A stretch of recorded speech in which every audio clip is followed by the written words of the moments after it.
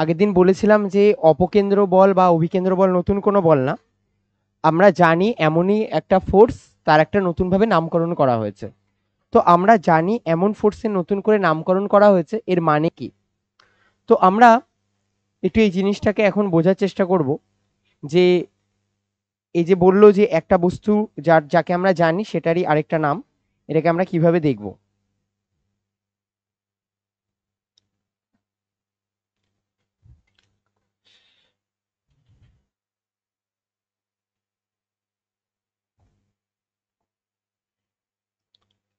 সবার ফার্স্ট যদি আলোচনা করা হয় তাহলে আমরা কি বলবো, যে কোনো একটা পার্টিকেল, এটাকে বুঝতে হবে যে কোনো একটা পার্টিকেল যদি ঢিলের সাহায্যে ঘোরানো হয়, তাহলে তোমরা খেয়াল করেছো যে এর যে টার্ন বলটা, এখানে আমার পার্টিকেল রয়েছে, একে মনে করো আমরা ঢিলের সাহায্যে ঘোরাচ্ছি, তাহলে এর যে টার্ন বল বা টেনশন ফোর্স, সেটা কোন দিক বরাবর কাজ করবে? এই টেনশন ফোর্স এর কেন্দ্রের দিক বরাবর কাজ করবে। এর ক্ষেত্রে টেনশন বল কেন্দ্র বরাবর ক্রিয়া করে।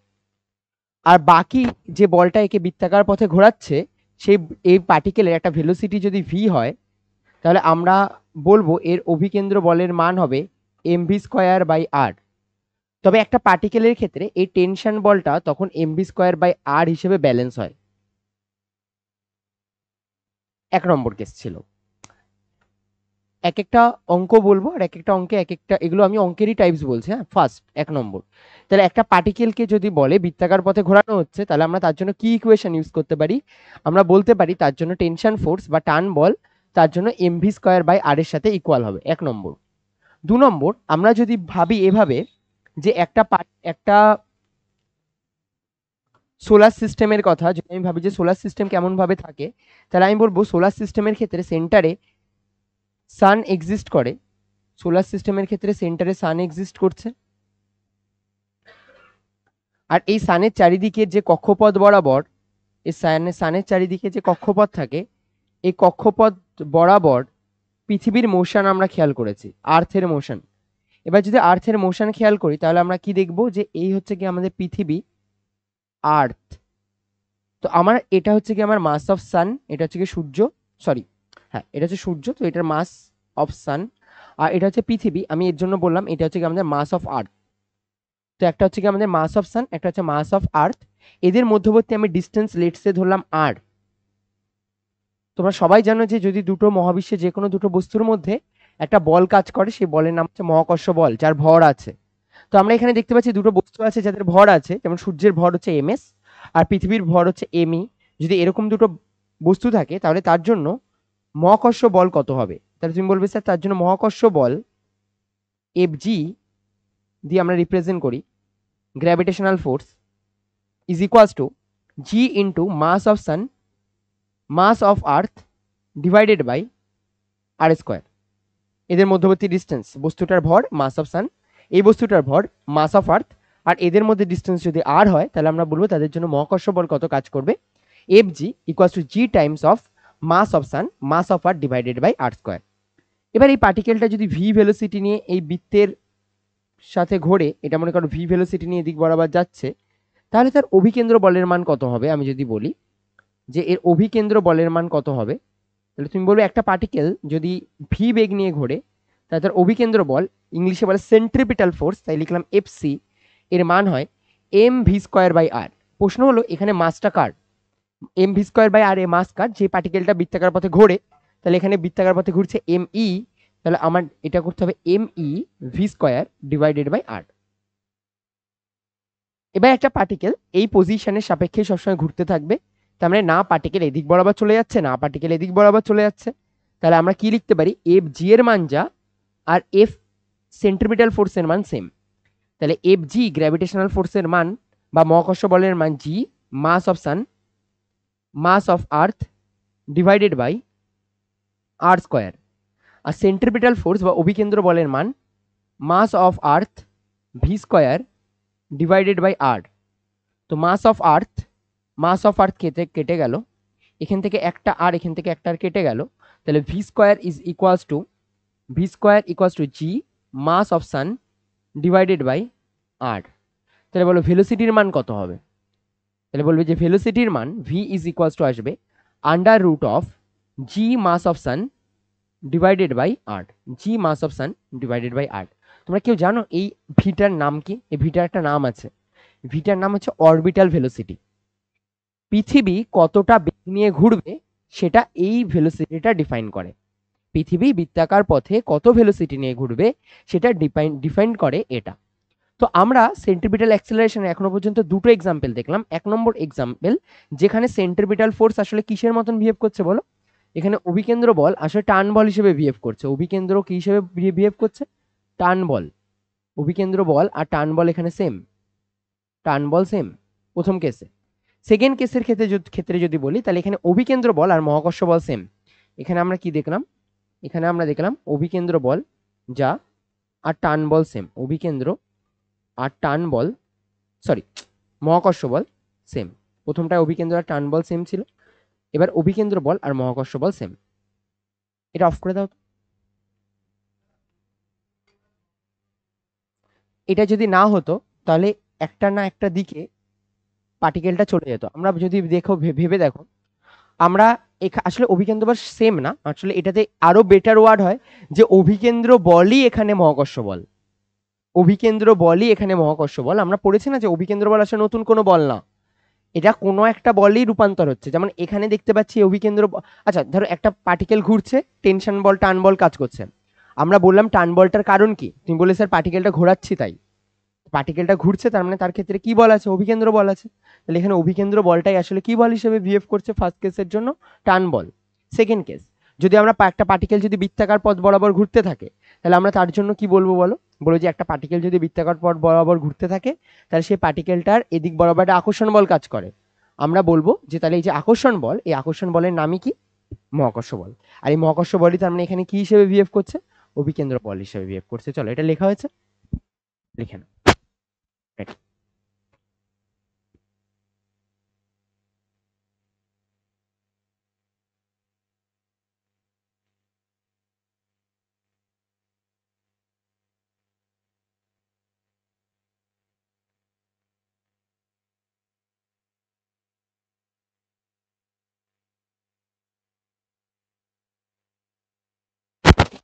তার মানে অভিকেন্দ্র বল যেটা সেটা আমাদের কোনো না কোনো নোন ফোর্সই, শুধুমাত্র অন্যভাবে রিপ্রেজেন্ট করা হচ্ছে, আলাদা আলাদা ক্ষেত্রে আলাদা আলাদা ভাবে রিপ্রেজেন্ট করা হচ্ছে।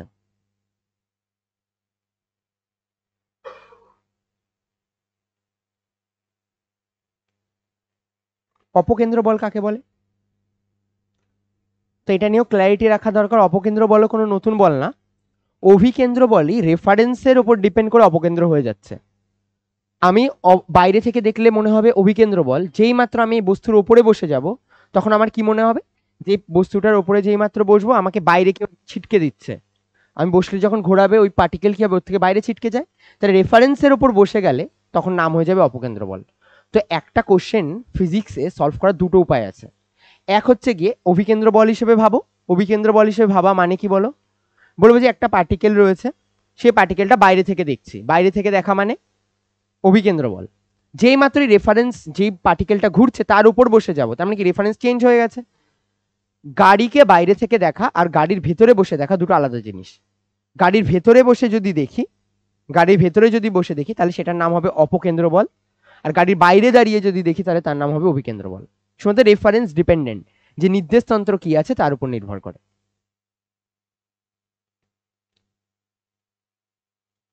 যেমন আমি আরেকবার বলছি, আরেকবার রিপিট করে দিচ্ছি। যেমন ধর একটা বস্তু যখন দড়ি দিয়ে আমি ঘোরাচ্ছি তখন বলবো না এই দড়ির উপরে একটা টান বল কাজ করছে। সবাই জিজ্ঞাসা করবে টান বলটা কি? আমরা বলবো টান বল বৃত্তাকার পথে ঘোরানোর জন্য হচ্ছে।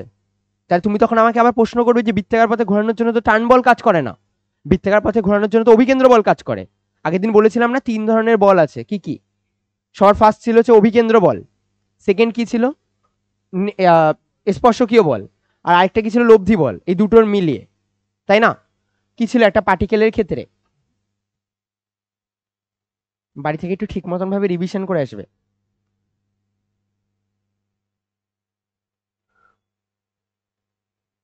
একটা পার্টিকেল যদি বৃত্তাকার পথে ঘোরে তাহলে তার দুটো টাইপের বল হয়। একটা হচ্ছে গিয়ে এটার স্পিড আপ বা ডাউন করে, স্পিড আপ ডাউনের জন্য ক্রিয়াশীল বল, speed up or down.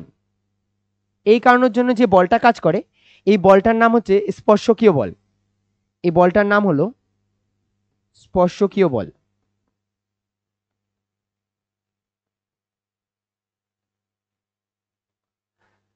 A tangential, আর এটাকে আগের দিন রিপ্রেজেন্ট করেছিলাম D mod of V DT দিয়ে, মনে আছে? মান দিয়ে। কেন মান দিয়ে রিপ্রেজেন্ট করেছিলাম? বলে স্যার যদি মান দিয়ে না রিপ্রেজেন্ট করি তাহলে স্পিড ডাউন আপ, স্পিডের কথা আসবে না, তাহলে ভেলোসিটির কথা আসতো। এটা ভেলোসিটির তো কথা না, কত তাড়াতাড়ি স্পিড আপ হচ্ছে ডাউন হচ্ছে। এটা কে রিপ্রেজেন্ট করে? স্পর্শকীয় ত্বরণ। এরপরে কি ছিল? কেন্দ্র বরাবর যে বলটা কাজ করছিল, একটা বল ছিল যে কেন্দ্রের দিকে কোনো পার্টিকেলকে আনার চেষ্টা করছিল, সেই মানটা কি ছিল? সেই তাকে বলা, ওটা কি করতো? এটা বৃত্তাকার পথের জন্য নেসেসারি। বৃত্তাকার পথে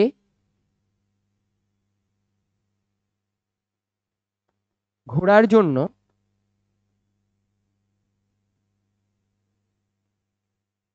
অত্যাবশ্যক, এটা অবশ্যই দরকার। আর এই বলটার নাম হচ্ছে সেন্ট্রিপিটাল ফোর্স, আর এর মান হচ্ছে mv²/r। তাই ত্বরণের মান কত হবে? বলো সেন্ট্রিপিটাল এম দিয়ে ভাগ করে দিন, তাহলে বল পেয়ে যাবেন এম দিয়ে ভাগ করলে, তার মানে v²/r। ভি এর জায়গায় কি বসিয়েছিলাম? ওমেগা আর। তাহলে আমরা এখানে ওমেগা আর তার হোল স্কোয়ার বসাবো, তার মানে ওমেগা²r² ডিভাইডেড বাই আর, একটা আর কেটে যাবে, তাহলে হবে ওমেগা²r, তাই না? এই পর্যন্ত তো দেখেছিলাম বৃত্তাকার পথে ঘোরানোর জন্য মাস নেসেসারি কাকে দরকারি? অভিকেন্দ্র বলকে দরকারি। উইদাউট অভিকেন্দ্র বল কোনো বস্তু বৃত্তাকার পথে ঘুরতে পারে না। আর যদি আমি চাই যে একটা বস্তুর স্পিড আপ ডাউন করাবো হাত দিয়ে ঘুরিয়ে ঘুরিয়ে, তাহলে তার জন্য কি দরকার? অবশ্যই ট্যানজেনশিয়াল অ্যাক্সেলারেশন মাস নেসেসারি। উইদাউট ট্যানজেনশিয়াল একই। ইভেন তোমরা এই যে অভিকেন্দ্র বল যেটা না, এগুলোকে অনেকটা সিমিলার টু নতুন কোনো না, ওই যে কোরিওলিন্স ছোটবেলায় পড়েছিলে না, যেগুলো বলা হতো পৃথিবী ঘোরার জন্য দায়ী, ওটাই, ওগুলোই কোরিওলিস বলই তো অ্যাট দ্য এন্ড অপকেন্দ্র বলের টাইপের মধ্যে পড়ে। শুধুমাত্র বাইরে ছিটকে যায় না কেন তার ব্যাখ্যা করার চেষ্টা করছিল, বললো যে ক্রিয়া আর প্রতিক্রিয়া সমান হয়, জাস্ট রেফারেন্সের উপর ডিপেন্ড করে। যাই হোক, এত কিছু আর বেশি ঘাটার দরকার নেই। তবে পার্টিকেল না এদিক বরাবর যায়, না পার্টিকেল যেদিক বরাবর ভেলোসিটি নিচ্ছে সেদিক বরাবর যায়। পার্টিকেল যায় কোন দিক বরাবর? লব্ধি বরাবর। না পার্টিকেল এদিক বরাবর যাবে, না পার্টিকেল এদিক বরাবর যাবে, পার্টিকেল এদের লব্ধি বরাবর যাচ্ছিল, আর লব্ধি কোন দিক বরাবর কাজ করছিল? এদিক বরাবর। এটাকে আমরা বলছিলাম এ নেট, আর আমরা বলছিলাম a net is equals to under root of ac² plus at²। তার মানে স্পিড আপ ডাউন যদি শুধুমাত্র করতে চাই, হাতে স্পিড আপ ডাউন করার জন্য কাকে ইউজ করব বলো? স্পর্শকীয় ত্বরণকে।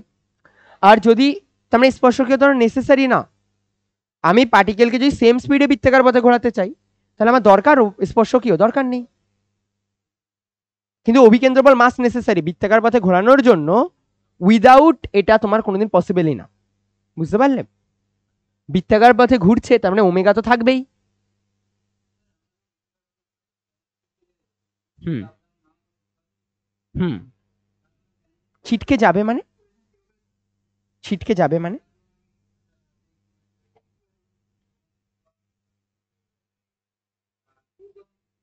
যদি ছিঁড়ে, যদি তার ট্যানজেনশিয়াল অ্যাক্সেলারেশন নেই।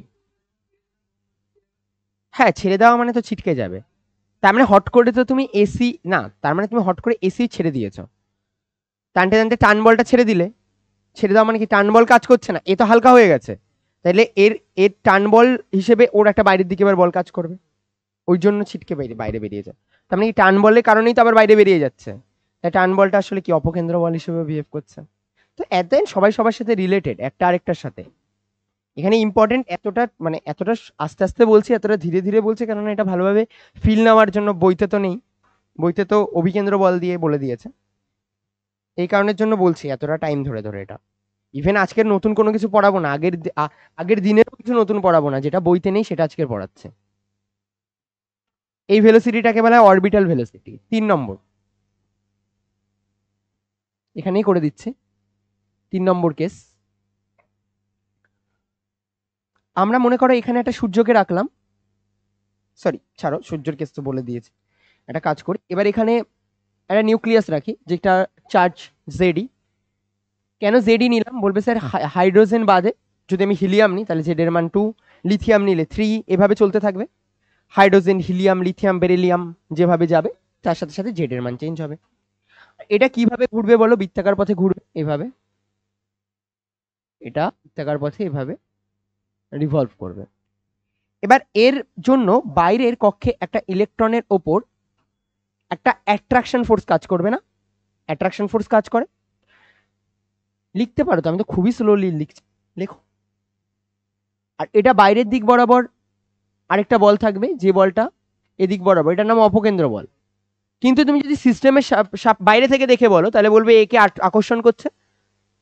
এবার এই আকর্ষণ করছে আর ইলেকট্রনটা কোন দিক বরাবর যাচ্ছে? এদিক বরাবর। তো আবার বলছি, আবার ভালোভাবে বুঝো।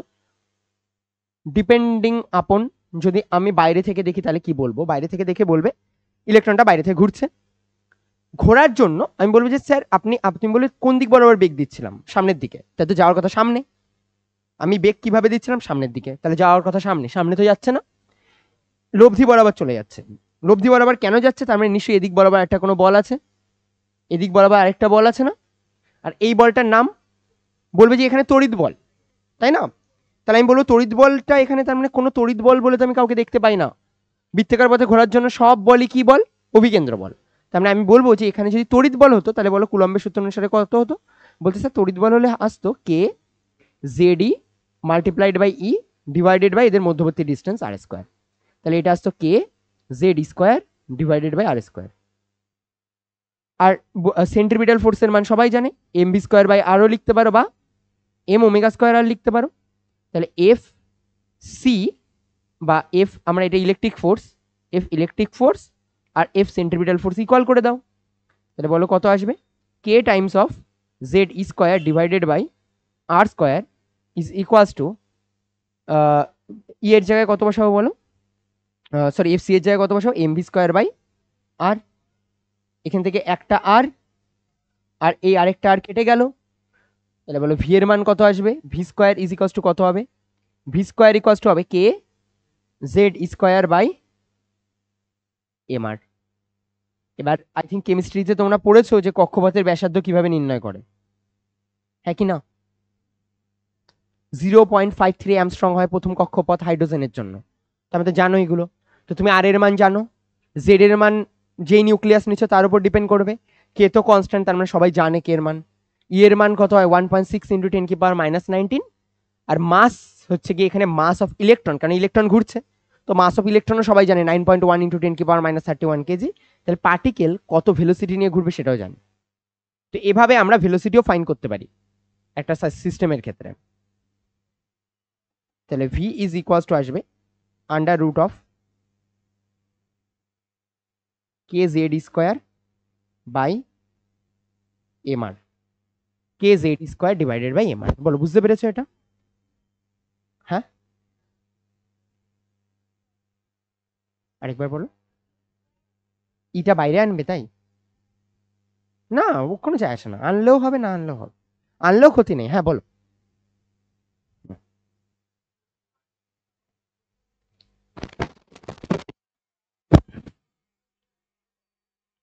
তো তিনটে অঙ্ক হলো আসলে, যে তিনটে কিভাবে অ্যাপ্রোচ নিই, আমি এভাবে অঙ্কগুলো করাবো যাতে অঙ্কের টাইপ বুঝতে পারো। আমি মান বসে একই টাইপের 10টা অঙ্ক না করানোর থেকে এভাবে করানোটা বেশি বেটার হবে। চলো চেঞ্জ করি এবার, আমি লাস্টে বইয়ের অঙ্ক করিয়ে দেবো, চাপ নেই। এটা হয়েছে v square equals to k Z square divided by m r. নিজে সলিউশন করে নাও যাদের হয়নি। পরের, হ্যাঁ, হুম, ওভাবে ধরে না ওরা, ওখানে কোয়ার্ক থাকে ওনার। এবার আমরা কত অব্দি গেল? 3 নম্বর পয়েন্ট। নেক্সট 4 নম্বর পয়েন্ট। 4 নম্বর পয়েন্ট হিসেবে আমরা অন্য একটা জিনিস পড়ছি। তোমরা ওয়াশিং মেশিন বা এরকম টাইপের সিস্টেম দেখবে যার মধ্যে একটা ড্রাম থাকে, এরকম টাইপের ড্রাম থাকে, আর এই ড্রামের মধ্যে জামা কাপড় রেখে কাচা হয়, ঘোরানো হয়। একটা এটা ভাবতে পারো, বা যারা তোমার বাইক রাইডিং করে, ওই খুব হাই স্পিডে, দেখেছো? ওই মদ কা কুয়া বলে, মদ কা কুয়া।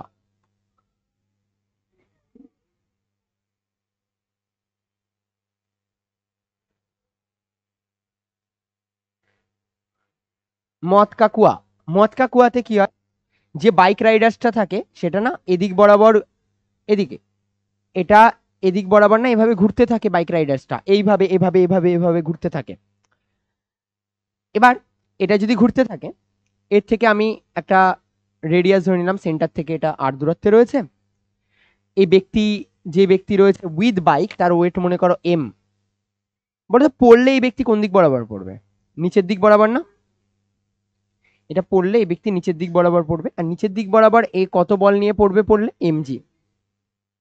আর তাহলে একে আটকাবে কে ওপরের দিক বরাবর? ফ্রিকশন। আমি ধরে নিলাম এই সারফেসের সাথে যে কন্টাক্টে আছে তার মান হচ্ছে মিউ। সারফেসের সাথে কন্টাক্টে ঘর্ষণ গুণাঙ্ক কাজ করবে, আর সেই ঘর্ষণ গুণাঙ্কের মান মনে করো মিউ। এবার লম্ব বল কিভাবে কাজ করবে বলবে, সে লম্ব বল না, যে যার সাথে কন্টাক্টে থাকে তার সাথে সবসময় লম্বভাবে হয়। তার মানে এর সাথে কন্টাক্টে রয়েছে, তাহলে লম্ব বল কাজ করবে না এভাবে, হ্যাঁ কি না বলো? আর বৃত্তাকার পথ বরাবর যেহেতু ঘুরছে, এদিক বরাবর সেন্ট্রিপিটাল, যদি সেন্ট্রিফিউগাল হিসেবে লেখো, মানে অপকেন্দ্র হিসেবে লিখলে এভাবে বলবে। আর যারা এভাবে না লিখতে চাও তারা কি বলবে বলো? তারা বলবে যে স্যার এখানে না বৃত্তাকার পথে যে লম্ব বলটা কাজ করছে সেটাই একে কেন্দ্র বরাবর আনতে চাইছে। ও অভিকেন্দ্র বল কাকে বলে? যে কেন্দ্র বরাবর আনতে চায়। বলে এর মধ্যে কে কেন্দ্র বরাবর আনতে চাইছে? বলে এন একে কেন্দ্র বরাবর আনতে চাইছে। তা তুমি বলবে এর জন্য এন এর মান হবে তার মানে এমভি স্কোয়ার বাই আর, হ্যাঁ কি না বলো? এন এর মান কেন এমভি স্কোয়ার বাই আর হবে? বলে যে কেন্দ্র বরাবর যে বলটা আনতে চায় তাকে অভিকেন্দ্র বল বলি। অভিকেন্দ্র বল আসলে কোনো নতুন বল না, আমাকে সিস্টেমের মধ্যে মধ্যে খুঁজতে হবে যে কে অভিকেন্দ্র বল, চিনতে আমাকে হবে। আমি চিনতে পেরেছি এর ক্ষেত্রে যে লম্ব বলই অভিকেন্দ্র বল, তো আমি চিনে গিয়ে লিখলাম n equals to m v square by আর। এবার যদি ওই ব্যক্তির বেঁচে থাকতে হয় তাহলে তার উপায় কি? Last F is equals two MG পর্যন্ত বেঁচে থাকবে। যদি এমজির মান বেশি হয়ে যায় তো মরে যাবে। এফ এর মান বেশি হলে সমস্যা আছে না, তাহলে কিন্তু সমস্যা নেই। বাট তার চেয়ে কম হলে কিন্তু মরে যাবে, পড়ে যাবে। মরে যাবে মানে কি, পড়ে যাবে। এবার আমরা জানি এফ ইজিকালস টু কি হয় বলো, মিউ এন না? এদিক বরাবর এমজি, তাহলে এন এর জায়গায় আমি কি বসাবো বলো, এমভি স্কোয়ার বাই আর। আর এখানে আমি কি লিখবো, এমজি। আমি এম এম কেটে দিলাম, এদিক দিয়ে ভি স্কোয়ার ইকুয়ালস টু আমি লিখলাম R G divided by mu. তাহলে ভি ইজ ইকুয়ালস টু কত পেলাম বলো, under root of R G by mu, under root of R G by mu. তার মানে আমার মিনিমাম না এই ভেলোসিটি নিয়ে যেতেই হবে, এর থেকে যদি কম ভেলোসিটি নিয়ে যাই পড়ে যাব, এর থেকে বেশি ভেলোসিটি নিলে সমস্যা নেই। এর থেকে বেশি ভেলোসিটি নিলে দেখো দেখো এদিকে শোনো, যত বেশি অভিকেন্দ্র বল তত বেশি নর্মাল, নর্মালি তো অভিকেন্দ্র বল, যত বেশি অভিকেন্দ্র বল তত বেশি নর্মাল। নর্মাল কার উপর ডিপেন্ড করছে? ভেলোসিটির ওপর। যত ভি বেশি তত এমভি স্কোয়ার বাই আর বেশি, তত এন বেশি, তত ফ্রিকশন বেশি। আবার লাইনগুলো কানেক্ট করতে পারলে একটার পর একটা লেখার দরকার নেই। আবার বলছে শোনো, যত ভি বেশি তত এমভি স্কোয়ার বাই আর বেশি, তত নর্মাল বেশি, তত ফ্রিকশন বেশি। আর আমার বেশি ফ্রিকশনই চাই, তার মানে আমি মিনিমাম এটুকু দরকার। তো আমি যদি একটা মটকা কুয়ার রেডিয়াস দেখতে পাই, আমি কি দেখবো? আর এর মান লিখবো, জি এর মান লিখবো, মিউ এর মান লিখবো, ওটার জন্য লিখে ক্যালকুলেট করব। ক্যালকুলেট করে কি বলবো, তোর মিনিমাম এতটা স্পিড নিয়ে যাবি, এর থেকে ভুল করেও কোনোভাবে কম স্পিডে নামাবি না গাড়ি, তাহলে পড়ে যাবে। তো এই জন্য না ওদের যে গাড়ি আমাদের নর্মাল বাইকের মতো না যে শুরুতে ওদের খুব হাই অ্যাক্সেলারেট থাকতে, ওদের যে খুব স্পিড দরকার তা না, কিন্তু ওদের বেশি কি দরকার, শুরুতে অ্যাক্সেলারেশন। কেন না তো গাড়ি ওঠাতেই পারবে না, আমাদের নর্মাল গাড়ি নিয়ে আমরা ওঠাতে পারবো না। ওদের গাড়ির ইনিশিয়াল যে পিক আপটা ওটা অনেকটা বেশি হয়, ওটা নিয়ে ওরা উঠবে, তারপরে ঘুরতে থাকবে, আর একবার স্পিড পেয়ে গেলে তো ওটা নিয়ে চলতে থাকলেও সমস্যা নেই।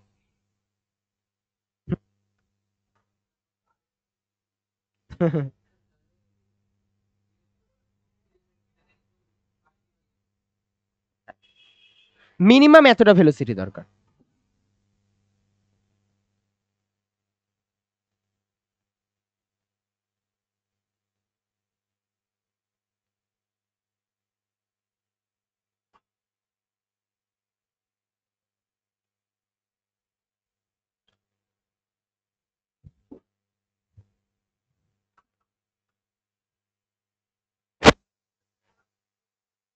হয়ে গেছে এটা।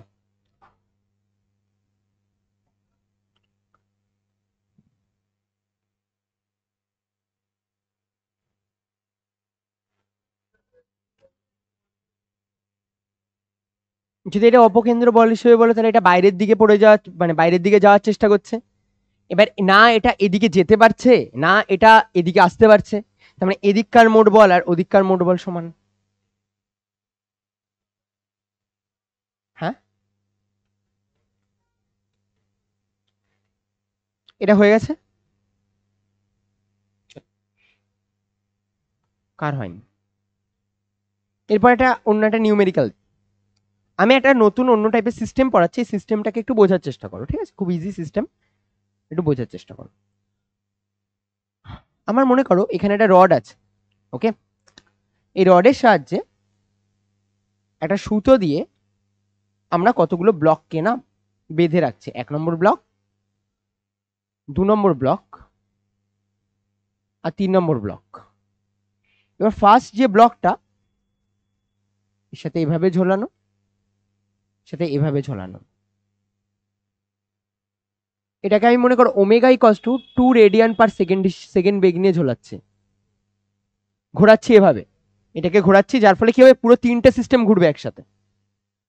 আমার মনে করো এটা আমার 1 কেজি ভরের একটা ব্লক আছে, এটা একটা 2 কেজি ভরের ব্লক আছে, আর একটা 3 কেজি ভরের ব্লক আছে। আমি আঁকা দেখে ভয় পাবে না, আমি ওই ফালতু ছোট ছোট কোশ্চেন করাবো না, যাতে তুমি ওগুলো নিজেই বাড়িতে নামাতে পারবে। এদিকে দেখো, ধীরে ধীরে বুঝতে পারবে, সহজ জিনিস, খুব টাফ জিনিস কিছু না। আমি যদি ভেবে দেখি, এই যে দড়ি থেকে, সবার আগে এম, এই বস্তুটার কথা ভাবো, সেম দড়ি, এই দড়িতে ধরো এ T1 টেনশন কাজ করে। সবসময় টেনশন কিভাবে কাজ করে? বস্তু থেকে দূরের দিকে, তাই তো কাজ করছে এখানেও, বস্তু থেকে দূরের দিকে। এও বলবে আমি বস্তু থেকে দূরের দিকে কাজ করাতে চাই, এই বস্তু বলে আমি দূরের দিকে কাজ করাতে চাই, এই বস্তু বলে আমি এদিকে কাজ করাতে চাই, এই বস্তু বলে আমি এদিকে কাজ করাতে পারছি। সবাই তো নিজের সাপেক্ষে দূরের দিকেই বল কাজ করাতে চায়। আচ্ছা, এবার একই দড়ি মানে একই টেনশন, আলাদা দড়ি মানে আলাদা টেনশন। এটা হচ্ছে T2, এটা হচ্ছে T2, এটা হলো T3, আর এটা হলো T3। সেম দড়ি সেম টেনশন, আলাদা দড়ি আলাদা টেনশন। এটা একটাই দড়ি ছিল, তাই T2 টেনশন কাজ করছে। এবার যখন আমি এটাকে ঘোরাবো, তখন আমার এর সাপেক্ষে প্রত্যেকটা দড়ির কোশ্চেনে দেওয়া থাকবে যে কত মিটার দৈর্ঘ্য রয়েছে। মনে করো প্রথমটা দেওয়া আছে 1 মিটার দৈর্ঘ্যে অবস্থান করছে, দ্বিতীয়টা মনে করো 2 মিটার দৈর্ঘ্যে অবস্থান করছে, আর 3 নম্বর যেটা রয়েছে সেটা মনে করো 3 মিটার দূরত্বে অবস্থান করছে। 3 নম্বর যেটা রয়েছে সেটা মনে করো 3 মিটার দৈর্ঘ্যে অবস্থান করছে। 1 মিটার, 2 মিটার আর 3 মিটার, 3 মিটার, এই 3টে দৈর্ঘ্যে অবস্থান করছে। ওকে, বুঝতে পারলে? 3টে দড়ির সাহায্যে ঝুলছে, 3টে দড়ির সাহায্যে 3টে। এবার এখানে বলো তো অভিকেন্দ্র বল হিসেবে কে তার মানে বিহেভ করছে? খুব ইজি ব্যাপার, যেখানে অভিকেন্দ্র বল হিসেবে তো কেন্দ্রের দিক বরাবর বা কেন্দ্র থেকে দূরে যারা কাজ করছে এমন কিছু হবে, তার মানে তারা টেনশনই হবে। তোমাকে টেনশনকেই যেভাবে হোক লিখতে হবে, যে যাতে ও ব্যালেন্স করতে পারে। সবার আগে এই লাস্ট একা যে রয়েছে তাকে দেখো, ও একা ব্যক্তির ওপর একটা বলি কাজ করছে না, T3।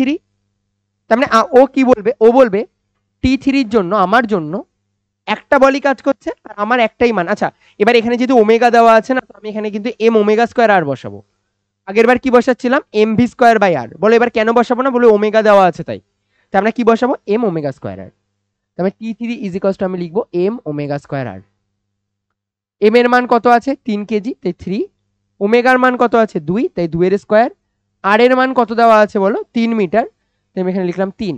3 তিরিককে 9, 9 multiplied by 2 দুগুণী 4, 36 Newton. তার মানে প্রথম T3-র মান আমাকে যদি চায়, তাহলে বলে দিতে পারবো কত নিউটন হবে? 36 নিউটন। চলো 2 নম্বর। যদি আমি 2 কেজি ব্লকের কথা ভাবি, দেখো 2 কেজি ব্লকের ওপর না দুটো বল কাজ করছে।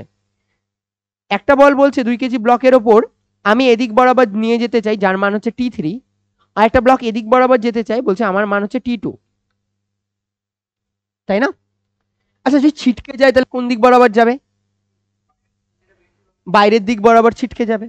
তাহলে আমরা এদিকে লিখবো যে যদি বাইরের দিক বরাবর ছিটকে যায়, তাহলে আমি লিখবো T3 minus T2 is equals to m V square by r, sorry m omega square r. এটার এদিক বরাবর চাইছে একটা T3 নিয়ে যেতে, আর ওটা চাইছে T2, তার মানে T3 minus T2 is equals to m omega square r. এবার এমটা কার? 2 কেজি ব্লকের, তার মানে আমি এখানে কত বসাবো? 2 কেজি, 2 মাল্টিপ্লাইড বাই ওমেগার মান কত? 2, আর এর মান কত? 2। বলো T3 এর মান কত? জানি, দেখো 36, 36 মাইনাস T2 ইকুয়ালস টু এটা, তাহলে minus T2 is equals to কত হবে? 2 দুগুণি 4, 2 দুগুণি 4, তার মানে 4 4ই 16 মাইনাস 36, তার মানে এটা কত কাজ করছে? 20। আচ্ছা এটাতে না কিছুটা ভুল হলো না? T3 মাইনাস, ওহো, অভিকেন্দ্র বল হিসেবে পড়াচ্ছে আর অপকেন্দ্র বল লিখে দিয়েছে, উল্টো হয়ে গেছে ইকুয়েশনটা। ছোট এখানে এইদিকে অভিকেন্দ্র বল তো কেন্দ্রের দিকে কাজ করে না, তার মানে T2 মাইনাস T3 হবে, এটা ভুল হয়ে গেছে, T2 মাইনাস T3। আচ্ছা একটা জিনিস এখানে খেয়াল করো, আমরা অভিকেন্দ্র বলের সাপেক্ষে পড়ছি, তো কেন্দ্রের দিকে অভিকেন্দ্র বল কাজ করে, আগের গুলো প্রত্যেকটা তাই করেছে। T2 minus 36, T2 minus 36, T2 এর মান কত এসেছে? 36 প্লাস 16 মানে 52, তবে T2 এর মান কত কাজ করছে? 52 নিউটন। চলো লাস্ট যদি 1 কেজির কথা ভাবো, 1 কেজি এই যে এখানে দাঁড়িয়ে আছে 1 কেজি, এর উপরে বাইরের দিকে কত বল কাজ করছে? T2। ভেতরের দিকে কত বল কাজ করছে? T1। এবার বলো নেট বল কিভাবে কাজ করছে, তো তুমি বলবে নেট বল কাজ করছে এদের যখনই হবে T1 কেন্দ্রের দিকে mb square T1 minus T2, যে কেন্দ্রের দিকে আছে that is equals to m omega square r, যে কেন্দ্রের দিকে আছে that is equals to m omega. T1, T1 এর মান কত জানি না, T2 এর মান কত জানি, বলো T2 এর মান কত? 52, that is equals to m omega square R, m এর মান কত? 1 কেজি আছে, ওমেগার মান 2 আর আর এর মানও 2, তাহলে হ্যাঁ এটা 1 মিটার ধরে আছে না, 1 মিটার, তাহলে এটা কত হচ্ছে? T1 is equals two 56 Newton, তাই তো? এবার বলো তো তার মানে কোনটা আগে ছিঁড়ে যাবে? যদি ছিঁড়ে যাওয়ার প্রবণতা আসে তাহলে কে আগে ছিঁড়বে? ফার্স্ট এডটা আগে ছিঁড়বে। আর খুব স্বাভাবিক ব্যাপার, প্রথমটা দেখো, এটা এই দড়িটা না শুধুমাত্র একটাকে দোলাতে হচ্ছে, এটা দুটোকে, ওই দড়িটা T2টা দুজনকে, আর ফার্স্ট এডটার কজনকে নিয়ে ঘুরতে হচ্ছে? 3জনকে, তা ছিঁড়ে যাওয়ার চান্স কার বেশি? যে 3জনকে নিয়ে ঘোরাচ্ছে, এ তো 3জনকে নিয়ে নাড়ালে তাহলেই তো নড়বে, তাই জন্য। চলো হয়ে গেছে এটা।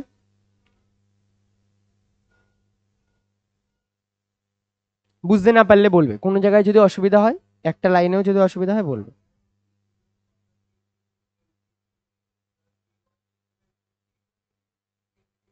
না একটা কি T2 এর মধ্যে দেখো অলরেডি T3 আছেই, ইকুয়েশনে থাকেই, ওটা আমরা দেখতে পাই না, বাট ফ্রি বডি ডায়াগ্রাম যখন আঁকা হয় যদি অনেকটা ডেপথে ভাবতে পারো তাহলে বুঝতে পারবে যে একটা সাথে একটা ছিল। যেমন ব্লক ওভার ব্লক প্রবলেমে মনে হয় যে ওর উপরে কেন বল নিচ্ছে, কিন্তু আসলে ওর মধ্যে তো নিচের উপর, নিচের যেটা ধরো 3টে ব্লক আছে, একটা দুটো তিনটে, মনে হয় যে এটার সাথে এটা কন্টাক্টে নিচ্ছে কেন, ওটাও তো কাজ করছে, দেখবে ওটার অলরেডি এন বলটা না ওই দুটো মিলিয়েই কাজ করে। হ্যাঁ কানেক্টেড রয়েছে ওরা। চেঞ্জ করবে এটা।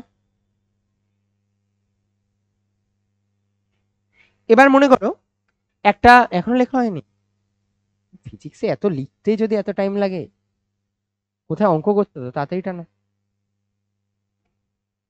লেখাটাই বেকার লাগে। হুম, দিতে তো প্রশ্ন না দিতে, সব দিত, টাফ কোশ্চেন করে, একটু টাফ করে।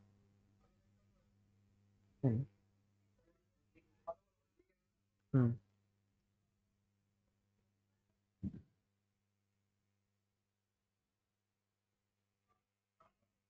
হুম, জানি না, মোটামুটি শুনেছি। টিচার না সবাই ভালো, কেউ খারাপ না ওভাবে, বিষয়টা হচ্ছে গিয়ে ডিপেন্ডিং আপন না স্টুডেন্ট কতটা নিতে পারছে এটা নিয়ে।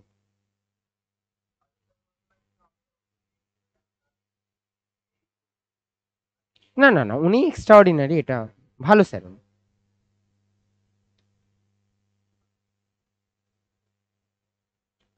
চলো এবার নেক্সট আরেকটা জিনিস করাচ্ছে, সেই অঙ্কটা দেখো।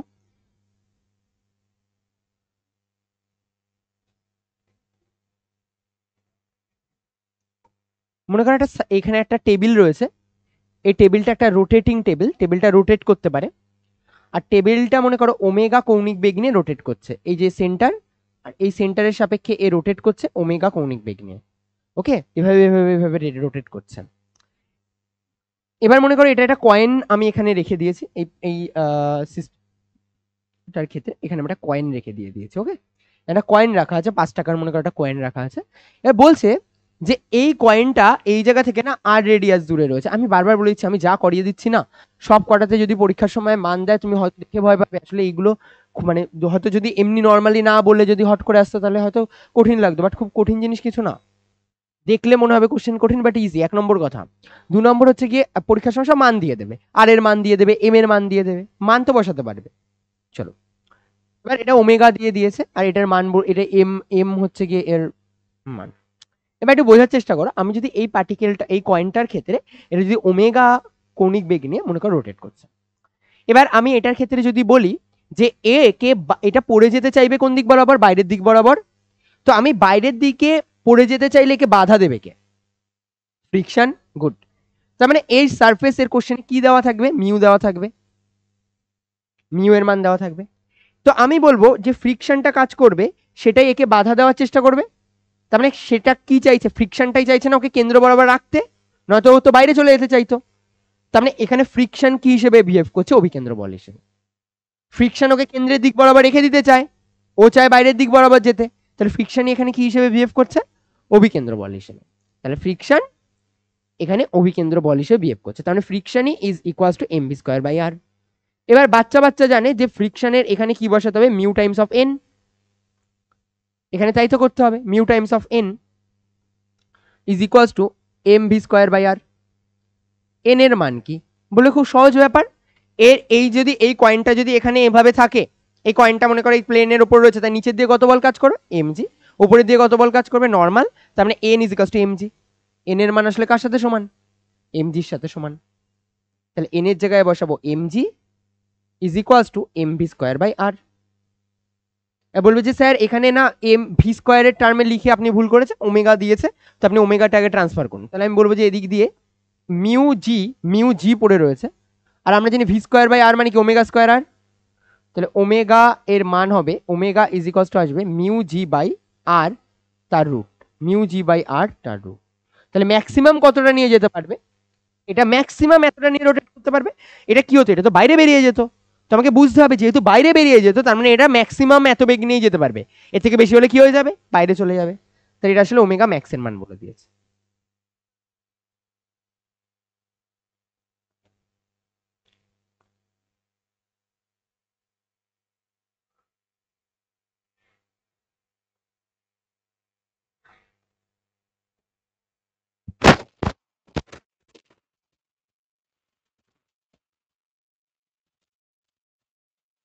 আমি আর দেখাচ্ছি, অনেকগুলো কেস দেখালাম, এর বাইরে বইতে হয়তো পাবেও না কিছু, আর বাকি এবার এক্সট্রা যা জিনিস আছে সেগুলো পড়াবো, নাকি আরো করাবো?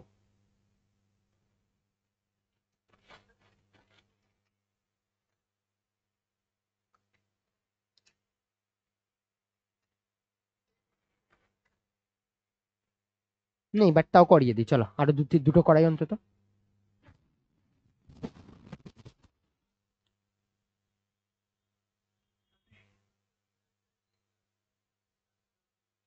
হুম,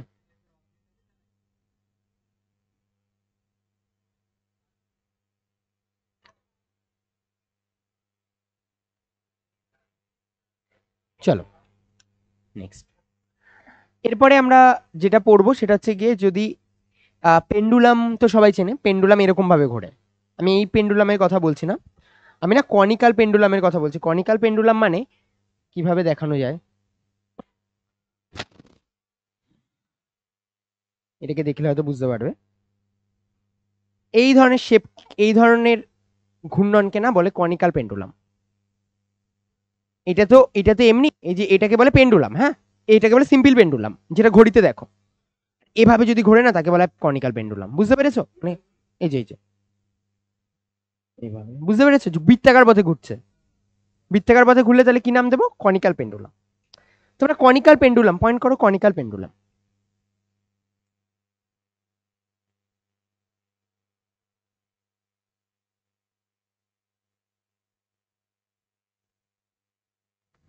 কনিক্যাল পেন্ডুলাম।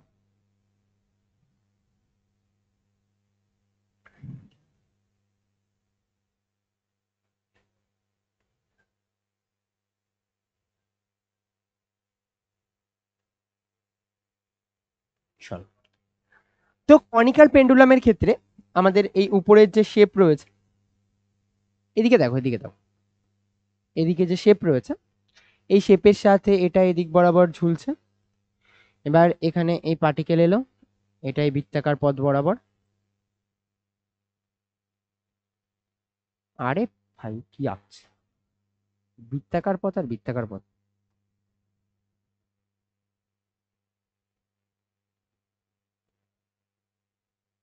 এটা এখানে বৃত্তাকার পথ বরাবর ঘুরছে।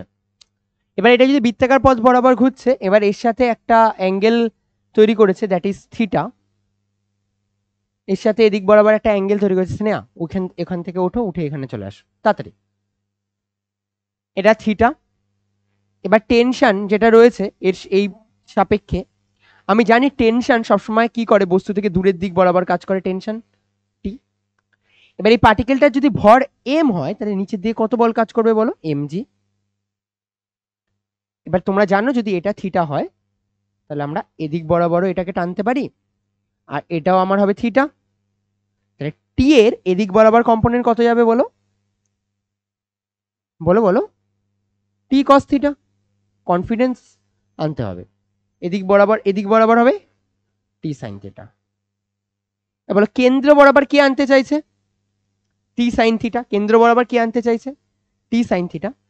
তার মানে টি সাইন থিটাই আসলে কি অভিকেন্দ্র বল হিসেবে বিহেভ করছে। T sine theta is equals to m V square by r. T sine theta equals to m V square by আর। আর T cos theta, T cos theta হলো এম জি কে ব্যালেন্স করছে। শেষ হয়নি এখনো। আর এর যে মান, আর এর মান পুট করাটা ব্যাপার। তো এখানে সবার আগে চাইলে ট্যান থিটা অনেকে বের করে নেয়, আমিও তাই করছি। Tan theta is equals to আসবে m V square by r divided by g. তাহলে m V square by r g, এটা মানে হলো ট্যান থিটা। আর কোনটা, যে বৃত্তাকার পথে রেডিয়াস বরাবর ঘুরছে।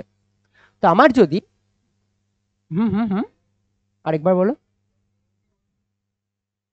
ও এম মিস হয়ে গেছে না, চলো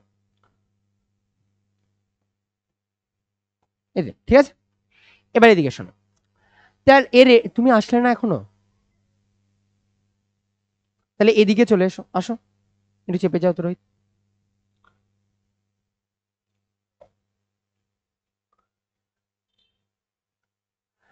তাহলে ট্যান থিটা যেটা, সেটা কিভাবে বসাবো ট্যান থিটাকে, ইজি বসানো খুবই।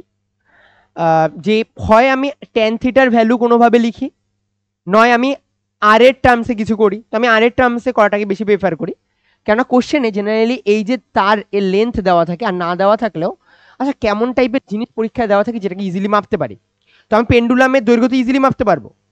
তো আমি এল দেওয়া থাকবে, এল এর এদিক এটা থিটা হলে এই পার্টটা কত হবে বলো, যার সাথে অ্যাঙ্গেল করা আছে সেটা হবে এল কস থিটা না। আর এই পার্টটা কি হবে এল, তাহলে রেডিয়াস বলো কার সাথে সমান হবে, রেডিয়াস এল সাইন থিটার সাথে সমান। তাহলে V square by L sine theta multiplied by G, that is tan theta. আমার কথা বুঝতে পেরেছো? তাহলে আমি আর এর জায়গায়, আর এর জায়গায় কি বসাতে পারবো, এল সাইন থিটা। এবার যেহেতু পেয়ে গেছি, এবার যা চাইবে আমি সেটা খুব ইজিলি বের করে দিতে পারবো, যেই মানটা চাইবে। হ্যাঁ, একটা দেওয়া থাকবে, আরেকটার মান বের করতে বলবে। তবে এটা এভাবে দেয় না, টাইম পিরিয়ড বের করতে দেয়। টাইম পিরিয়ড বের করাটা একটু যদি কারো এই ইকুয়েশনটা মনে আছে, T is equals to 2 pi under root of l by g, এই যে টাইম পিরিয়ড, তখন কোনোদিন মানে প্রশ্ন আসেনি হয়তো মনে, যে এটা কিভাবে আসে, এটা এটা থেকেই আসে। শুধু এটাতে এল আসবে না, l sine l cos theta by g আসবে। তো যাই হোক, সেগুলো এখান থেকে এটা প্রমাণ করা যায়।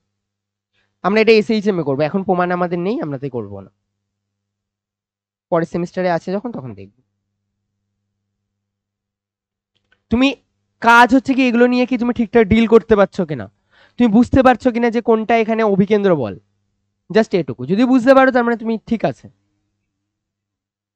হ্যাঁ, অভিকেন্দ্র বল খোঁজা আর ব্যালেন্স করা, নয়তো অঙ্ক হবে না।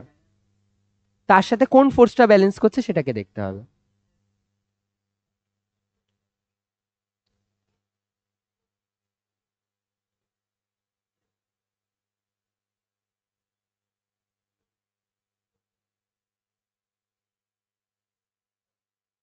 চলো এবার সাইকেল আরোহীর গতি পড়াবো।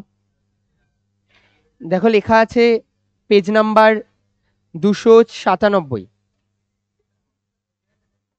হ্যাঁ বলছি, লেখো, দেখো বের করো।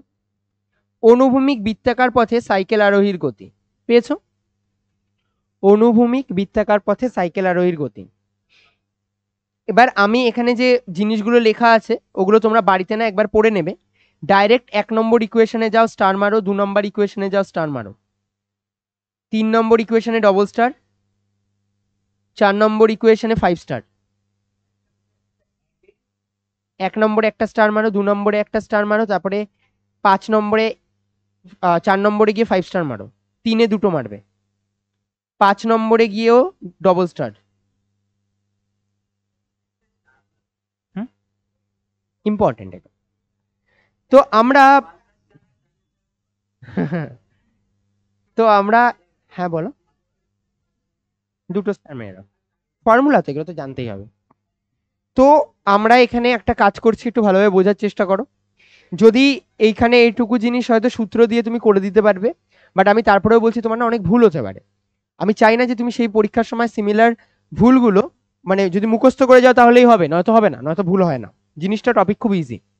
তো সবার আগে সবকিছু ছেড়ে আগে এটা মাথায় আনতে হবে যে ফিজিক্স লজিক্যাল জিনিস, তো লজিক্যালি পড়তে হবে ঠিক মতন ভাবে। তো আমি একটা রাস্তায় বাঁক নিতে চাই। তুমি সোজা রাস্তা, ফাঁকা রাস্তা, অ্যাক্সিডেন্ট হওয়ার চান্স খুব কম। বাট যেই মাত্রাটা হট করে টার্নিং আসবে তখন একটা প্রবলেম হয়ে যায়, যে টার্নিং নিতে গেলে অনেক সময় দেখবে অনেকে স্লিপ কেটে পড়ে যায় বাইরে। টার্নিং এর সময় কেন এই প্রবলেম হয়, তো আমাকে সবার আগে সেটা বুঝতে হবে। আর দ্যাট ইজ কল্ড সাইকেল আরোহীর গতি। আমাদের এখানে ব্যাংকিং দিয়ে দিয়েছে, আগে সাইকেল আরোহীর গতি পড়ে নি। তো আমি এখানে অত ভালোভাবে তো ডায়াগ্রাম আঁকতে পারবো না, বাট আমি আমার মতন করে জাস্ট ডট দিয়েই বলবো যে এই হচ্ছে কি আমি সাইকেল আরোহী আমার এখানে রয়েছে।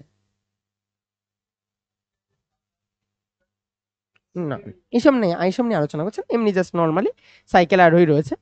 এবার যখন ও বেঁকে যায়, ও তখন নিজেকে বাঁচানোর জন্য দেখবি এরকম বেন্ড করে। বেন্ড যত ভালো করতে পারে তত কম অ্যাক্সিডেন্ট হয়। এবার এটা আমি বলে দিই, বুঝিয়ে দিই, তাহলে বুঝতে পারবে। বেন্ড দেখবে সব থেকে বেশি বেন্ড হয় না যখন ওই যে রেসিং গুলো হয়, তখন দেখবে ওরা পুরো বেন্ড হয়ে যায়। কেন বেন্ড হয়ে যায়? যাতে অ্যাক্সিডেন্ট না হয়। তার মানে তুমি এটা তো ক্লিয়ার ওইটা থেকে যে বেন্ডিং যত হবে, যত বেশি বেন্ড হবে তত বেশি অ্যাক্সিডেন্টের হাত থেকে বাঁচতে পারবে। তো আমি যত বেশি মোর বেন্ডিং নেব তত বেশি অ্যাক্সিডেন্টের হাত থেকে বেঁচে যাব। এবার আমার রাস্তা এদিকে একটু ভালোভাবে বোঝার চেষ্টা করো। এরপরেও বাচ্চাদের সমস্যা হয় কোথায়, কারণ এরা না বেশিরভাগ তো বাচ্চা যারা সাইকেল চালানো তাদের একটু বোঝা মুশকিল আছে।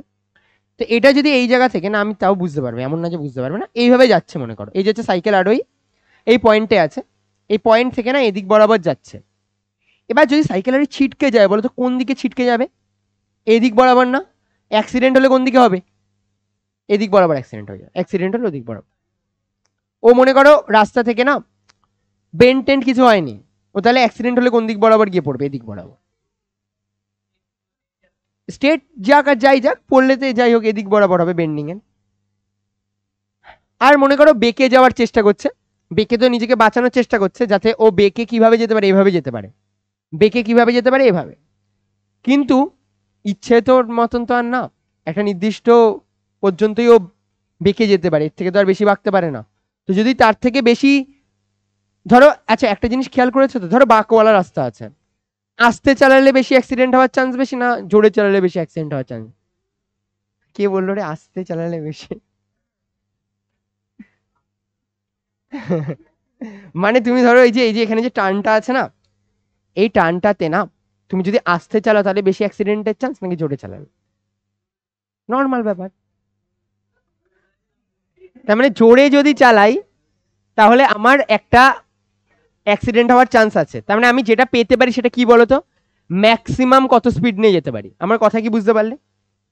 তার মানে এই বাঘযুক্ত রাস্তাগুলোতে আমার সব থেকে বেশি একটা ম্যাক্সিমাম স্পিড থাকবে, তার থেকে বেশি নিয়ে গেলে আমি উড়ে যাব। আর আমার ফাইন করতে হবে যে এই ম্যাক্সিমাম কত স্পিড নিয়ে যেতে যেতে পারবো। আর আমি যখন জানতে পারবো, উল্টো পাল্টা কথা, ফালতু কথা না, এদিকে এদিকে, হ্যাঁ ধাক্কা না, অ্যাক্সিডেন্ট হবে মানে কতটা স্লিপ খেয়ে যাবে। আমি দেখবো, যে ও কতটা ম্যাক্সিমাম স্পিড নিয়ে যেতে পারে, আমি দেখব। সেই দেখে আমি এখানে লিখে দেব যে 40 কিলোমিটার/ঘন্টা। বুঝতে পেরেছো? লেখা থাকে না যে এর থেকে বেশি স্পিডে যাবে না, বাকি রাস্তায় দেখবে এরকম লেখা থাকে। এর কারণ হচ্ছে কি, এর থেকে বেশি স্পিড নিয়ে যাবে না, এটা হচ্ছে ম্যাক্সিমাম স্পিড, সেফ স্পিড। আমি এইভাবে বসিয়ে দেবো পুঁতে। এবার আমি অবভিয়াসলি যেটা ম্যাক্সিমাম স্পিড সেটা লিখবো না, তার থেকে মিনিমাম 20 কমই লিখবো, কেননা জানোই তো, না তো এমনি জড়ে যায় সবাই, তো তাই জন্য 20 লিখবো। তাও আমরা যেহেতু ফিজিক্স পড়ছি, আমরা মনে করো সব রুলস রেগুলেশন ঠিক মতন ভাবে মানি। তার মানে আমি কি করবো, যেটা আমার আসবে আমি সেটা লিখবো। এবার আমার এখানে একটা পার্টিকেল রয়েছে, এবার আমি এটাও দেখবো যে মোটা ব্যক্তি হলে কি তাড়াতাড়ি বেঁচে যাবে, এমনও হতে পারে, দেখবো এরকম হয় কিনা। আবার হতে পারে সবার জন্যই সেম, চেক করে দেখি কি হবে। যদি মোটা ব্যক্তি হয় তাহলে এখানে লিখে দেবো, যদি 100 কেজির ওপরে হয় তাহলে আপনি যেতে পারেন আর একটু জোরে।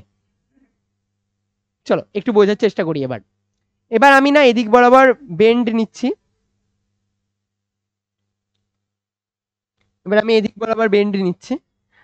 এবার বোঝার চেষ্টা করো যে আমি যদি এদিক বরাবর বেন্ড নিই তাহলে আমার সাইকেল অন্বেষা, তাহলে কি হবে, আমার সাইকেল এইভাবে হালকা বেন্ড নেবে। আর লম্ব বল কিভাবে কাজ করে, তলের সাথে কন্ট্যাক্ট পয়েন্টের সাথে লম্ব না। তো আমি বেন্ড নিলে কোন দিক বরাবর নেবো, আমি এইভাবে গাড়ি চালাচ্ছি, তার মানে আমি এদিক বরাবর বেন্ড নেবো। তো তার মানে আমার লম্ব বল কিভাবে কাজ করবে, তলের সাথে লম্বভাবে এভাবে কাজ করবে না। আমি যেভাবে বেন্ড নিচ্ছি এই চাকার সাথে, এভাবে লম্ব বল কাজ করবে। তো তাহলে এর সাথে এভাবে লম্ব বল কাজ করছে। আর মানে অ্যাঙ্গেলটা নেওয়াটা শোনো, আমি বেন্ড হচ্ছি সবসময়, কিভাবে বেন্ড হতে হয় সেটাও শিখতে হবে। বেন্ড হয় এভাবে, কিভাবে, তো আমি রয়েছি এভাবে, এটাকে কি বলবো, স্ট্রেট। এভাবে বেন্ড হওয়া মানে এতটা অ্যাঙ্গেলে বেন্ড হয়েছে, তার মানে অ্যাঙ্গেল কিন্তু নিতে হয় আমার এই যে লম্বের সাপেক্ষে অ্যাঙ্গেল নিতে হয়। বুঝতে পারলে অ্যাঙ্গেল কিভাবে নিতে হয়? এই হচ্ছে আমি চুপচাপ দাঁড়িয়ে আছি, এবার এই যে আমি বেন্ড হয়েছে এতটা এদিক বরাবর, মানে দুটো কম্পোনেন্ট থাকবে। বলবে স্যার একটা এদিক বরাবর কম্পোনেন্ট থাকবে, that is call n cos theta, আর এদিক বরাবর যদি আমি যাই তাহলে তুমি এদিক বরাবর কত পাবো, n sin থিটা। এবার বলবে যে স্যার এই যে n sin থিটা তো একে ব্যালেন্স করানোর চেষ্টা করছে কেন্দ্রের দিকে। এটা দেখো, এটা যদি বৃত্তাকার পাথ হলে এটা কেমন হতো, বলতে যে এরকম হতো না, এটা বৃত্তাকার পাথ হলে। আর বলতে যে বৃত্তাকার পাথে কেন্দ্রের দিকে কোন বলটা কাজ করছে, n sin থিটা। আর কেন্দ্রের দিকে যে বলটা কাজ করে তাকেই তো বলি অভিকেন্দ্র বল। তাহলে এখানে অভিকেন্দ্র বল আসলে কে, n sin থিটা। বুঝতে পেরেছো? তাহলে এখানে অভিকেন্দ্র বল কে, n sin থিটা। এবার শোনো এদিকে তাকাও, আমি এদিকে ছিলাম, এভাবে বেন্ড হয়ে গেছি। আমার এই যে এদিক বরাবর n, আর mg তো সবসময় তলের সাথে নিচের দিকেই কাজ করবে, মানে হচ্ছে আর্থের দিকে কাজ করবে। তাহলে আমার mg সেই অবস্থাতেও কোন দিকে কাজ করবে, নিচের দিকে। আমি বেন্ড হয়ে যাই বা যাই হয়ে যাই, তাতে আমার mg তো নিচেই কাজ করবে, তো mg কি করছে, নিচের দিকে কাজ করছে। তো আমি বেন্ডিংটা না বেশি বেটার এরকম ভাবে, এই তো এটা রয়েছে এইখানে, এই হচ্ছে আমার সাইকেল, হ্যাঁ। এবার এই সাইকেলটার ক্ষেত্রে দেখো, এই হচ্ছে কি সাইকেলটা, মনে করো আমি উল্টো পাথে নিচ্ছি, ওদিক দিয়ে বেন্ড হবে, তো সাইকেলটা এভাবে ঘুরে যায় না। তো আমি তো সাইকেলের উপরেই বসা, না। তাহলে এই দেখো, এই হচ্ছে কি আমার লম্ব তল, এই যে এখানে আমি এরকম ভাবে সোজা যাচ্ছিলাম, ঠিক আছে। তারপরে আমি যেই দেখলাম বেন্ডিং, সেই বললাম ধুম্মা চালে এভাবে। এবার এদিক বরাবর ঘুরে গেলাম, তাহলে এর সাপেক্ষে একটা অ্যাঙ্গেল ক্রিয়েট করেছে না, দ্যাট ইজ কল থিটা। এর সাথে যে অ্যাঙ্গেলটা ক্রিয়েট করেছে দ্যাট ইজ কল থিটা। হ্যাঁ বল। হ্যাঁ এই যে তল, না না না না, এই দেখো আমি সাইকেল নিয়ে বেঁকে গেছি না, তলের সাপেক্ষে যে বিন্দুটা রয়েছে তার সাথে লম্ব হবে। এইদিকে তাকাও, এই হচ্ছে গিয়ে নততল, নততলের সাথে লম্ব কি, তলের সাথে এভাবে লম্ব কাজ করতো, এভাবে কাজ করতো না, যেভাবে বেঁকে যাচ্ছে, যে পয়েন্টের সাপেক্ষে রয়েছে সেভাবে কাজ করছে। তো যেহেতু রাস্তার সাথে এভাবে বেঁকে যাচ্ছে, তাহলে এটাও কিভাবে বেঁকে যাবে, এদিক বরাবর বেঁকে গেল। বুঝতে পেরেছো? এবার যদি এটা এদিক বরাবর বেঁকে যায় তাহলে এটাকে আবার আমার বাঁচাতে হবে। এবার আমি বাঁচানোর জন্য কি কি করতে পারি দেখো। এবার এদিক বরাবর এন কস থিটা, এদিকে দেখো এদিক বরাবর এন কস থিটা, এবার এদিক বরাবর হচ্ছে এন সাইন থিটা, আর এন সাইন থিটাটা একে বাঁচানোর চেষ্টা করছে। এবার বলো পিছলারে কোন দিক বরাবর পিছলে যাবে, এটা একটু ভালোভাবে বোঝো। পড়লে তো এদিকেই পড়বে, কিন্তু স্লিপ কেটে বেরিয়ে যাওয়ার চান্স কোন দিকে, ওদিকে না? প্রথমেই তো বলছিলাম যেরকম যাচ্ছে স্লিপ কেটে বেরিয়ে গেলে কোন দিক বরাবর বেরিয়ে যাবে, ওদিক বরাবর বেরিয়ে যাবে। তাহলে আমার যেটা n cos theta that is equals to m V square by r হবে না? বলো হ্যাঁ না? এন কস থিটাই তো আমার কেন্দ্রের দিক বরাবর নিয়ে যেতে চায়, আর এটাই তো তার মানে আমার অভিকেন্দ্র বল। তাহলে এম ভি স্কোয়ার, ও সরি এন সাইন থিটা, এখনই হয়ে যেত গোলমাল। আর এন কস থিটা কার সাথে ব্যালেন্স করবে? এম জি এর সাথে ব্যালেন্স করবে।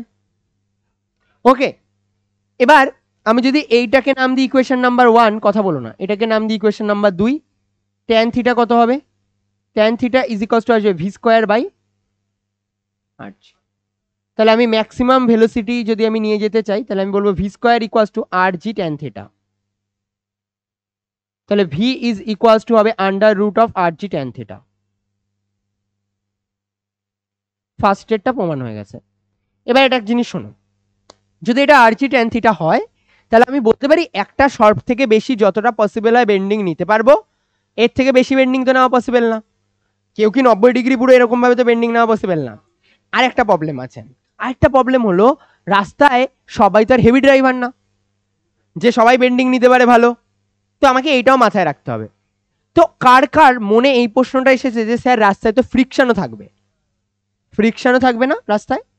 তো আমি ফার্স্ট কেসটা করলাম যে শুধুমাত্র যদি আমি রাস্তায় কিছুও না থাকে তাও আমি সাইকেল চালাতে পারবো, উত্তর হবে হ্যাঁ পারবো, বেন্ডিং দিয়ে ব্যালেন্স করতে হবে। আমাকে কি দিয়ে ব্যালেন্স করতে হবে? বেন্ডিং দিয়ে। এবার আমি আরেকটার সাথে জানি যে রাস্তা ফ্রিকশনও থাকে, তো ফার্স্ট কেস কার জন্য বললাম? এটা বেন্ডিং এর জন্য। এবার আমি কার কেস পড়বো? ফ্রিকশনের জন্য। তবে দুটো মিলিয়ে একটা রেজাল্ট বোঝার চেষ্টা করবো। হ্যাঁ হ্যাঁ হ্যাঁ, সাইকেল চালাচ্ছ তো ধরো মনে করো এইটা এভাবে বাঁকা রাস্তা রয়েছে, পড়লে আমি এভাবেই পড়বো, বাট আমার যে ওভারঅল যে ভেলোসিটি, ভেলোসিটি তো আমি এইভাবে এইভাবে চালাচ্ছি, তবে এইভাবে ছিটকে যাবো না। আমি এদিক আমি এভাবে ঘুরছি ঘুরছি ঘুরছি অভিকেন্দ্র বল বরাবর, তুমি ভাবো আমি এখানে গোল গোল গোল গোল করে ঘুরছি, ঠিক আছে? এবার স্লিপ একটা টাইম পরে স্লিপ হয়ে গেল, আর ছিটকে যাওয়া মানে স্লিপ হয়ে যাওয়া, ঘুরছি ঘুরছি স্লিপ হলে বাইরে চলে যাবো না, কয়েনের মতন কেস, ঘুরছি ঘুরছি ঘুরছি ছিটকে বাইরে চলে যাবো। হ্যাঁ, বলো এটা কি বুঝতে পেরেছো? ভি ইকুয়ালস টু আমরা ম্যাক্সিমাম কত বেগ নিয়ে শুধু বেন্ডিং হয়ে যেতে পারবে এটা। এবার আমি একটা জিনিস এখানে বলছি, তার মানে তবে একটা প্রবলেম আছে, সবাই তো আর আমি বললাম যে সবাই তো আর হেভি ড্রাইভার না, একটা লিমিট আছে, ইচ্ছে মতন তো আর বেন্ডিং করতে পারবে না, একটা লিমিট পর্যন্ত বেন্ডিং করতে পারে, তারপরে বেন্ডিং করতে পারবে না। তো রাস্তায় ফ্রিকশনও দেওয়া হয়, আরো অনেক কিছু করা হয়, তো দেখবো কি করা হয় নেক্সট। আমরা এটা কি বুঝতে পারলে? অনলি বেন্ডিং, লিখে রাখো বেন্ডিং, বেন্ডিং অফ সাইকেলিস্ট, লেখো bending of cyclist, cyclist English লিখলে আবার মানে সমস্যা না হওয়ার কোনো কথা নেই। বেন্ডিং মানে বেঁকে যাওয়া, সাইকেলিস্টের বেঁকে যাওয়া, বেন্ডিং অফ সাইকেলিস্ট, সাইকেল আরোহীর বেঁকে যাওয়া। এবার ওরা ওই অভিকেন্দ্র বলে একটাই এক্সাম্পল দিয়েছে, আমরা কিন্তু একবারে ডাইরেক্ট এখানে জাম্প করিনি, তার আগে আরো 7টা এক্সাম্পল দিয়েছি, তারপরে এখানে জাম্প করলাম। আই থিঙ্ক এত সময় ক্লিয়ার হয়েছে যে সব সময় অভিকেন্দ্র বল আলাদা আলাদা লোক। এখানে দেখলে কে অভিকেন্দ্র বল এন সাইন থিটা, কখনো ডাইরেক্ট এন, কখনো কোথাও না, আমি একটাই শুধু বাদ দিয়েছি সেটা হচ্ছে স্প্রিং বল। এবছর যেই অ্যাডভান্সের যে পেপারটায় কোশ্চেন এসেছিল, যদি লাস্টে এট দ্য এন্ড পর্যন্ত তাড়াতাড়ি হয়ে যায় তাহলে আমি টেনে দেবো ওটাও, ঠিক আছে? কেননা হয়ে যাবে আর বাকি নেই। এরপরে বইয়ের অঙ্ক করাবো, বইয়ের অঙ্ক হয়তো 30 মিনিট লাগবে, তোমাদের উপর ডিপেন্ড করছে, তোমরা যত তাড়াতাড়ি করবে তাহলে ওটা হবে, আর যদি না হয় তাহলে পরের দিন আবার করো। এবার আমি নেক্সট যেটা করবো না, আমি ভাববো কোনো বেন্ডিংই হচ্ছে না, মানে আমি বেন্ডিং করতে চাই না, আমি মনে করো বুদ্ধা ড্রাইভার, তা আমি তো বেন্ডিং করতে পারবো না। বুদ্ধা বুদ্ধা ঠিক আছে, মনে করো বুদ্ধা ড্রাইভার না, আমি 4 চাকা গাড়ি নিয়ে যাচ্ছে, তো আমি 4 চাকা নিয়ে গিয়ে আমি বেন্ডিং করবো? যে আমি কি সাইকেলের 2টো চাকা তুলে দিয়ে তো এমন সিচুয়েশন হলে তখন তো রাস্তায় একজনই বাঁচাবে, ফ্রিকশন।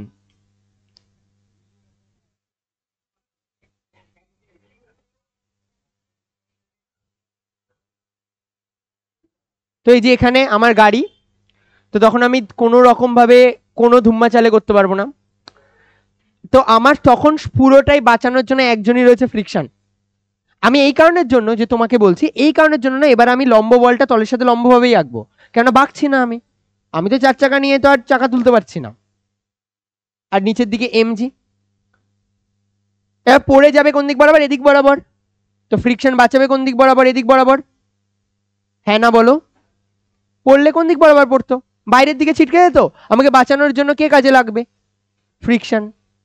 এবার আমি বলবো যে এন এর মান আর এমজির মান হচ্ছে ইকুয়াল, আর যেটা ফ্রিকশন, কথা বলো না, ফ্রিকশনই এখানে অভিকেন্দ্র বলে যোগান দিচ্ছে, তাহলে ফ্রিকশনের মান কত হবে বলো? এম ভি স্কোয়ার বাই আর। এবার বাচ্চা জানে এফ এর মান হয় মিউ এন, এদিক বরাবর বসাবে এম ভি স্কোয়ার বাই আর, আর এন এর মান একটু আগে এইখান থেকে বসিয়ে দাও এমজি, মিউ এমজি, আর এই জায়গা থেকে হচ্ছে এম ভি স্কোয়ার বাই আর। আর এখানে আমার তাহলে এম কেটে গেল, তাহলে ভি স্কোয়ার ইজিকালস টু কত হবে? মিউ আর জি। তাহলে ভি ইজিকালস টু কত? তবে এখানে ভি লিখবো না, বলো ভি ম্যাক্স, সব থেকে কত ভেলোসিটি নিয়ে যেতে পারবে বলো? মিউ আর জি। বুঝতে পেরেছো এটা? হ্যাঁ না বলো? শিওর? তার মানে আমরা গাড়ি নিয়ে যখন যাচ্ছি তখন দুটো ভাবে বাঁচতে পারি, এক হচ্ছে কি আমি বেন্ডিং করে বাঁচতে পারি, আর 2 নম্বর হচ্ছে কি করে বাঁচতে পারি, এটা। তো একটা রাস্তা দিয়ে, একই রাস্তা দিয়ে সাইকেল যাচ্ছে আর একটা বাইক যাচ্ছে, দুজনেরই ব্রেক খারাপ হয়ে গেছে, বাঁচার চান্স কার বেশি? সাইকেল আরোহীর, কারণ সাইকেল আরোহী চাইলে বেন্ড করতে পারে। তো যে সেফ স্পিডটা দেওয়া থাকে না, সেফ স্পিডটা আগেরটার হিসেবে লেখা থাকে না, সেফ স্পিড লেখা থাকে এর হিসেবে। কথা বুঝতে পেরেছো? কেন বুদ্ধা ড্রাইভারদেরও তো যেতে হবে, তাদের জন্য কি করতে হবে বলো? তাদের জন্য ফ্রিকশন অ্যাক্ট করবে।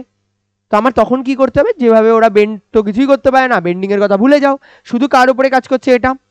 তুমি যদি তারপরে আরো বেন্ডিং দিতে পারো, তার মানে তুমি অ্যাডভান্টেজ পাবে, তুমি আরো বেশি স্পিড নিয়ে চলে যাও। ধরো ওখানে এখানে এবার বিপদ সীমা লেখা থাকে না, যে বিপদ সীমা, সামনে গরু আছে, কি জান, সামনে বাঘ, সাবধান, লিখে দিল 50 কিলোমিটার প্রতি ঘন্টা, প্রতি ঘন্টাটা পড়েনি কিনা ভেবে নিল 50 কিলোমিটার প্রতি সেকেন্ড।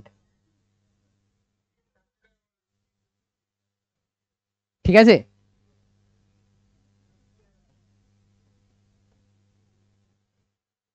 তাহলে এখানে যদি থাকে তাহলে এটা কি হবে? ও এদিক বরাবর এটাতে 50 কিলোমিটার প্রতি, যদি 50 কিলোমিটার প্রতি ঘন্টা বেগে যায় তাহলে ওই অবধিও পড়বে না, তার থেকে বেশি গেলে পড়ে যায়। বুঝতে পেরেছো? এবার রাস্তার মিউ জানে সবাই, আর এর মান দেখবে যে কতটা বাঁকা রাস্তা রয়েছে, আর জি। তো আমাকে বলো এই দুটো রাস্তার মধ্যে কোনটাতে অ্যাক্সিডেন্টের চান্স বেশি? শু শু কোন রাস্তায় অ্যাক্সিডেন্টে দেখে বলবে, ফিজিক্স পড়ে সেকেন্ডেরটায় বলবে যে হট করে টার্ন হয়ে গেছে, যাচ্ছিল সামনে, দেখবে কিভাবে? এবার বলবে যে আসলে না, এ তো গেল হচ্ছে গিয়ে মুখের ভাষা ওয়াইজ বললাম যে নর্মালি, কিন্তু এটার ক্ষেত্রে দেখো রেডিয়াস এটুকু, ছোট রেডিয়াস, আর এটার ক্ষেত্রে দেখো রেডিয়াস কত, যত আর বেশি। এই কারণের জন্য যে ট্র্যাকগুলো থাকে দেখবে রেসিং এ, যত পারে বেশি টার্ন নিয়ে ঘুরিয়ে করে। তোমরা তো ভাবো যে সোজা করছে না কেন, রাস্তাও কম পাবে আর বড় বড় টার্ন দেবে, বড় বড় গোল্লা ঘোরাবে, ঘুরিয়ে তারা রেস করবে, মিউ আসছে। তার মানে রেডিয়াস যত বেশি হবে তত বেশি স্পিড নিয়ে আমরা যেতে পারবো। এই অবধি কি ক্লিয়ার? আমার আর কোনো টপিক বাকি নেই এখানে পড়ানোর মতো। আচ্ছা লাস্ট একটা জিনিস বলছি, তোমাদের মনে প্রশ্ন তুলছি, যে আমি আর একটা জিনিস করে না